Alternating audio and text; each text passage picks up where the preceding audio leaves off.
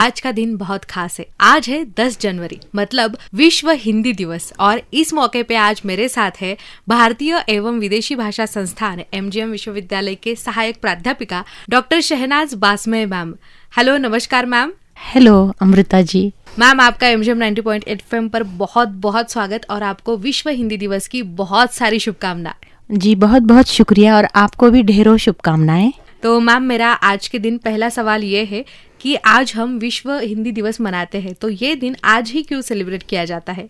हम देखते हैं अमृता, आपने सुना होगा कि 14 सितंबर को हम राष्ट्रीय तौर पर हिंदी दिवस मनाते हैं, जो कि भारत में हमने 14 सितंबर 1949 को राजभाषा के रूप में हिंदी को स्वीकार किया था। इसीलिए भारत में राष्ट्रीय हिंदी दिवस मनाते हैं। जब हम देखते हैं कि विश्व स्तर पर 10 जनवरी को विश्व हिंदी दिवस क्यों मनाया गया, विश्व में अधिकतर लोग हिंदी बोलते एवं समझते हैं। हिंदी भाषा का प्रचार एवं प्रसार विश्व स्तर पर हो, इस कारण हम विश्व तौर पर हिंदी दिवस मनाना शुरू हुआ है। पहला अंतर्राष्ट्रीय स्तर का हिंदी दिवस सम्मेलन 10 जनवरी 1975 को महाराष्ट्र में नागपुर में सम्मिलित हुआ था। उस वक्त विश्व हिंदी दिवस बनाने की या मनाने की औपचारिक घोषणा जो अब हमारे दिवंगत स्वर्गीय श्री मनमोहन सिंह जी ने की थी। तो तब से हम देखते हैं कि विश्व स्तर पर हिंदी दिवस मनाया जाता है। अच्छा, तो मैम हर साल 10 जनवरी को विश्व हिंदी दिवस की कुछ स्पेशल थीम होती है, तो इस साल 2025 में क्या थीम है मैम? जी हाँ, हर साल कुछ नई थीम होती है ताकि भाषा का प्रयोग हो सके, भाषा का विकास हो सके। इसलिए तो इस वर्ष की जो थीम है वो है हिंदी का पारंपरिक ज्ञान और कृत्रिम बुद्धिमत्ता को जोड़ना। आजकल हम सुन रहे हैं कि आर्टिफिशियल इंटेलिजेंस का बहुत चलन है, तो इस आर्टिफिशियल इंटेलिजेंस यानी कि कृत्रिम बुद्धिमत्ता के अंतर्गत हिंदी का जो पारंपरिक ज्ञान है उसको जोड़कर हिंदी का प्रचार एवं प्रसार संपूर्ण विश्व में किया जाए। हिंदी दिवस के उपलक्ष्य में हिंदी भाषा की शान में एक मेरी स्वयं रचित कविता है जिसका नाम है कलाम हिंदी। हिंदी से है हिंदुस्तान, हिंदुस्तान की आवाज है हिंदी, हिंदुस्तानी के दिलों में बसने वाली 7 सुरों की सरगम है हिंदी। संविधान बुना गया जिससे बापू के चरखे से निकला वो धागा है हिंदी। कभी मीरा के दोहों में कृष्ण का श्रृंगार है हिंदी, तो कभी राम के गौरव गान को रचते तुलसी के प्राण है हिंदी। कबीर ने निर्गुण भक्ति के धागों से बुनकर बनाई है हिंदी। कभी शान अवध की खूबसूरत शाम है हिंदी। ब्रज की होली के रंगों में रंगी सतरंगी दोपहर है हिंदी। कृष्ण की मुरली से निकली सांवली शाम है हिंदी। चांदनी चौक के गलियारों में गूंजता सूफियाना कलाम है हिंदी। हर जुबान हर संस्कृति को जोड़ती लोक संस्कृति की मीठी चाशनी से छनकर आई लोकतंत्र की जुबान है हिंदी। भारतीय जनगण के निर्गुण मन की लोकतांत्रिक अभिव्यक्ति है हिंदी, लोकतांत्रिक अभिव्यक्ति है हिंदी। वाह, क्या बात है। तो मैम, हम देखते हैं पूरे देश भर में हमारे यहाँ पे हिंदी ज़्यादातर बोली जाती है और ये जो हिंदी भाषा का विकास हम अपने देश में देखते हैं तो इसमें बहुत सारे साहित्यिक लोगों का इसमें योगदान रहा है, तो उनके बारे में हमें कुछ बताइए। जी हाँ, हम देखते हैं कि हिंदी भाषा को समृद्ध करने में, संपन्न करने में हमारे भारत के जो महान साहित्यकार होकर गए हैं उनका अमूल्य योगदान रहा है। जैसे कि प्रेमचंद, कबीर, सूरदास, मीराबाई और उसके बाद हम देखते भगवती चरण वर्मा। आजकल हम देखेंगे कि कृष्ण सोपती है और ऐसे बहुत सारे लेखक एवं कविगण हैं। महादेवी वर्मा, निराला जी, जयशंकर प्रसाद, पंत, इन लोगों ने हिंदी भाषा का प्रचार एवं प्रसार किया अपने साहित्य के माध्यम से। और हम देखते हैं कि क्यों इसका ज्यादा प्रचार हुआ, तो हम प्रेमचंद के उपन्यास अगर आप देखेंगे, प्रेमचंद को तो हिंदी साहित्य का कोहिनूर हीरा माना जाता है, तो उनका हम साहित्य देखेंगे तो उनके साहित्य में आपको कुछ भी राजशाही दिखाई नहीं देगा।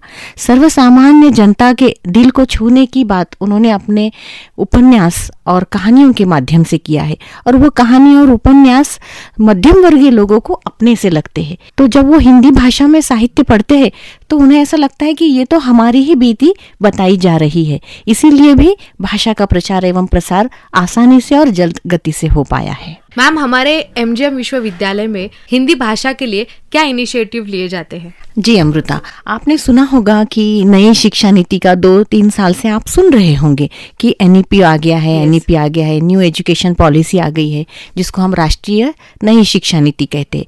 तो ये राष्ट्रीय नई शिक्षा नीति के अंतर्गत इंजीनियरिंग, नॉन इंजीनियरिंग के लिए एक सब्जेक्ट रखा गया है जो कि 2 क्रेडिट का है और उसको हमने व्यवहारिक हिंदी ये नाम दिया है। तो बच्चे ये विषय का चयन करते हैं और ये पूरा 2 क्रेडिट का सब्जेक्ट उनको पूरे 1 सेमेस्टर के लिए पढ़ाया जाता है। ये इसलिए शिक्षा नीति का हम देखते हैं कि प्रमुख उद्देश्य ये है कि भाषाओं का विकास हो। खास तौर से आपने सुना होगा अमृता कि मातृभाषा को बहुत महत्व दिया गया है। भाषाओं को नई शिक्षा नीति में बहुत महत्व दिया गया है। स्कूल के बाद बच्चे भाषाओं की ओर विलुप्त होते जाते हैं, है ना? तो उनकी भाषा की और भी ज़्यादा मिठास बढ़ाने के लिए इंजीनियरिंग, नॉन इंजीनियरिंग के स्टूडेंट्स के लिए एनईपी द्वारा ये भाषा का प्रावधान किया गया है, जिसको हम एबिलिटी इनहेंस कोर्स AEC के अंतर्गत फंक्शनल हिंदी, व्यवहारिक हिंदी यह सब्जेक्ट पढ़ाया जा रहा है। और हमारे मराठवाड़े में कि हमारा महात्मा गांधी मिशन शिक्षण संस्थान ने उसको अपनाया है। तो ये सबसे पहला विश्वविद्यालय है जहां पर नई शिक्षा नीति का पूरी तरह से चयन किया जा रहा है, उसको पढ़ाया जा रहा है। वाह, क्या बात है। और मैम, बहुत बार ऐसे बोला जाता है कि कोई भी बच्चा अगर 11th-12th हो गया उसका, लैंग्वेजेस में प्रेफर नहीं करते ग्रेजुएशन करना। जी, तो अगर हम अपने लैंग्वेजेस में अगर पढ़ाई करते हैं, एजुकेशन लेते हैं, तो आगे चल के मैम क्या क्या अपॉर्चुनिटीज हो सकती है, इसके बारे में जरूर बताइए। जी, हम देखते हैं कि लोग अक्सर बोलते हैं, खासतौर से हमारे जो अभिभावक है वो क्या बोलते हैं उनके बच्चों के लिए कि नहीं डॉक्टर बनो, इंजीनियर बनो। हाँ। यही तरफ वो ज्यादातर रुझान उनका हमें दिखाई देता है। लेकिन भाषा क्या है, तो बच्चे को बड़ा होने तक और उसको आगे बढ़ाने के लिए भाषा ही साधन है ना? तो उस भाषा में हम देखते हैं कि आगे स्टूडेंट को ऐसा लगता है कि इसमें तो कोई करियर नहीं है, इसमें तो कोई भी संधि नहीं है, आगे जाके कोई हमें अवसर प्राप्त नहीं होगा। तो आप देखिए, अब आपके यहाँ से ही शुरू करती हूँ मैं, रेडियो से। आरजे के लिए भाषा पे प्रभुत्व होना अनिवार्य है। एक अच्छा भाषा का स्टूडेंट, एक अच्छा भाषा का छात्र बहुत अच्छा आरजे बन सकता है, यानी रेडियो पे उसका जॉब शुरू हो गया। आकाशवाणी में अगर हम जाएंगे, जिसका भाषा पे प्रभुत्व है, एक से अनेक भाषाएं वो जानता है, 2-3 उर्दू, हिंदी, मराठी, इंग्लिश, तो आकाशवाणी पर भी वो बहुत अच्छे साक्षात्कार ले सकता है, उसके बाद इंटरव्यूज दे सकता है, या फिर जो भी है वो आकाशवाणी पे भी उसको जॉब मिल जाएगा। उसके अलावा हम देखते हैं कि हिंदी भाषा का जो प्रचार प्रसार पे हम बात कर रहे हैं, तो इसके लिए खास एक योगदान है बॉलीवुड।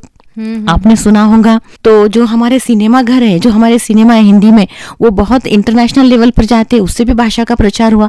तो वहाँ पे पटकथा लेखक, कहानी लेखक, गीतकार आप देखते होंगे। तो ये सब चीज़ों के लिए भी भाषा का ज्ञान होना ज़रूरी है। एक भाषा का छात्र ही यहाँ तक पहुँच सकता है ना? उसके बाद हम देखते हैं IAS ऑफिसर अगर आपको बनना है, IPS बनना है, तो हिंदी भाषा आना अनिवार्य है ना? उसके अलावा हम देखते हैं विधानसभा में या संसद भवन में, तो हिंदी अनुवादक, एक अनुवादक की भूमिका, ट्रांसलेटर जिसको हम बोलेंगे, या फिर आशु लिपिक, या फिर हिंदी सहायक, ऐसे बहुत बड़े बड़े क्लास 1 ऑफिसर के पोस्ट हिंदी के लिए प्रावधान करके रखे हैं भारत सरकार ने। इसके अलावा प्राध्यापक, शिक्षक, है ना, जो हम बोलते हैं पत्रकार जो बोलते हैं हम, हाँ, वहाँ पर ऐसे बहुत सारे जगह है जहाँ पर हम हिंदी के लिए प्रचार प्रसार कर सकते हैं। अभी आजकल हम देख रहे हैं कि विज्ञापन बहुत बढ़ गया है, एडवर्टाइजमेंट, वहाँ पे भी हिंदी भाषा का ज्ञान होना या मराठी भाषा का ज्ञान होना अनिवार्य है। यानी भाषा के एक छात्र के लिए बहुत सारे क्षेत्र खुले हैं, लेकिन वो हम देख न पाने की वजह से वो अछूते रह गए हैं। तो मैम, हमारे सारे लिसनर्स को आप आपकी तरफ से आज के विश्व हिंदी दिवस पर क्या मैसेज देना चाहेंगे मैम? जी, मैं सभी को ये मैसेज देना चाहूँगी या ये संदेश देना चाहूँगी कि हमें हमारे भाषाओं का सम्मान करना चाहिए। सबसे पहली बात, जो हमारी भारतीय भाषा है, फिर वो मराठी, हिंदी, तेलुगु, मलयालम जो भी है, उसका सम्मान करना चाहिए। बोलचाल में ज़्यादातर हमें हमारी भाषाओं का प्रयोग करना चाहिए। हम देख रहे हैं कि हम हमारी भाषा के अलावा विदेशी भाषा का ज़्यादा प्रयोग करने के कारण हमारी भाषा मृतप्राय हो गई है ना, विलुप्त होती जा रही है। आपने सुना है संस्कृत भाषा केवल ऑप्शनल रह गई है अब, है ना? तो हम भाषा का प्रयोग, हम ही एक आदर्श भारतीय नागरिक होने के नाते भाषा का प्रयोग करना हमारा प्रथम कर्तव्य है।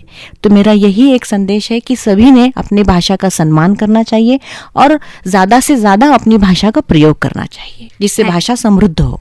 धन्यवाद मैम, बहुत ही इम्पोर्टेंट बातें आज आपने हमें बताई है और आपको एक बार फिर से विश्व हिंदी दिवस के तौर पे बहुत बहुत शुभकामनाएं। जी बहुत शुक्रिया Amrita. Thank you so much.